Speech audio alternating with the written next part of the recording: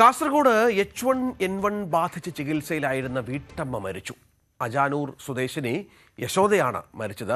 പ്രദേശത്തെ 7 പേരുടെ സാമ്പിളുകൾ പരിശോധനയ്ക്കായി അയച്ചിട്ടുണ്ട്. ജാഗ്രത പാലിക്കാൻ ആരോഗ്യവകുപ്പ് നിർദ്ദേശം നൽകിയിട്ടുണ്ട്. KV ബൈജു ചേരുന്നുണ്ട്. ബൈജു, ആശങ്കാജനകമാണ് ഒരു മരണം സംഭവിച്ചു എന്നൊക്കെ പറഞ്ഞാൽ എന്താണ് ആരോഗ്യവകുപ്പ് നൽകുന്ന വിവരങ്ങൾ? രഞ്ജിത്ത്, കഴിഞ്ഞ കുറച്ച് ദിവസങ്ങളായി കാസർഗോഡ് ജില്ലയിൽ പനി ബാധിതരുടെ എണ്ണം ആശങ്കയുയർത്തി വർദ്ധിക്കുന്ന ഒരു സാഹചര്യമാണുള്ളത്. ഇതിനിടയിലാണ് ഇപ്പോൾ H1N1 ബാധിച്ച് ഒരു വീട്ടമ്മ മരിച്ചിരിക്കുന്നത്. ഇവരുമായി അടുത്ത സമ്പർക്ക പട്ടികയിലുള്ള 7 പേരുടെ സാമ്പിളുകളും പരിശോധനയ്ക്ക് അയച്ചിട്ടുണ്ട്. അതീവ ജാഗ്രതാ നിർദ്ദേശമാണ് ഇപ്പോൾ ആരോഗ്യവകുപ്പ് നൽകിയിട്ടുള്ളത്. അജാനൂർ പഞ്ചായത്ത് പരിധിയിലെ കാഞ്ഞങ്ങാട് മാടിക്കോത്ത് പുന്നക്കാൽ ഭഗവതി ക്ഷേത്രത്തിന് സമീപം താമസിക്കുന്ന കരുണാകരന്റെ ഭാര്യ യശോദയാണ് മരിച്ചത്.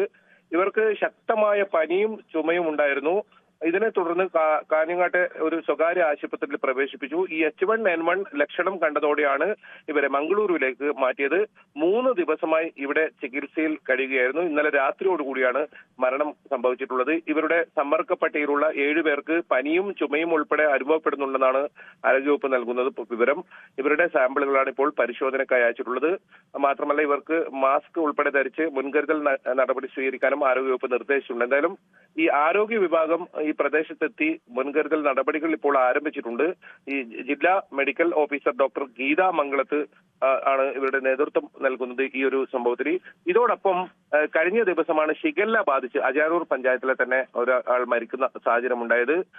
അമ്പലത്തറ പോലീസ് സ്റ്റേഷൻ പരിധിയിൽ ഒരു 19കാരനി അമീബക് മസ്തിഷ്ക ജ്വരവും സ്ഥിരീകരിച്ചിട്ടുണ്ട്. ഇവരെ മംഗളൂരുവിൽ ചികിത്സയിലാണ്. ഇങ്ങനെ ആശങ്കയുണ്ടാക്കുന്ന വിധം പലതരത്തിലുള്ള രോഗങ്ങൾ, പനിയോടൊപ്പം H1N1 തുടങ്ങി നിരവധി രോഗലക്ഷണങ്ങളോടുകൂടി ആളുകൾ കണ്ടെത്തുന്ന വലിയ ആശങ്കയ്ക്കാണ് ഇടയാക്കുന്നത്. എന്തായാലും അതീവ ജാഗ്രതാ നിർദ്ദേശം നൽകിയിട്ടുണ്ട്.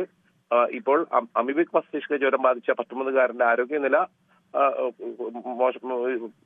മോശമാണ്. അവർ മംഗളൂരുവിലാണ് ഇപ്പോൾ ചികിത്സയിലുള്ളത്.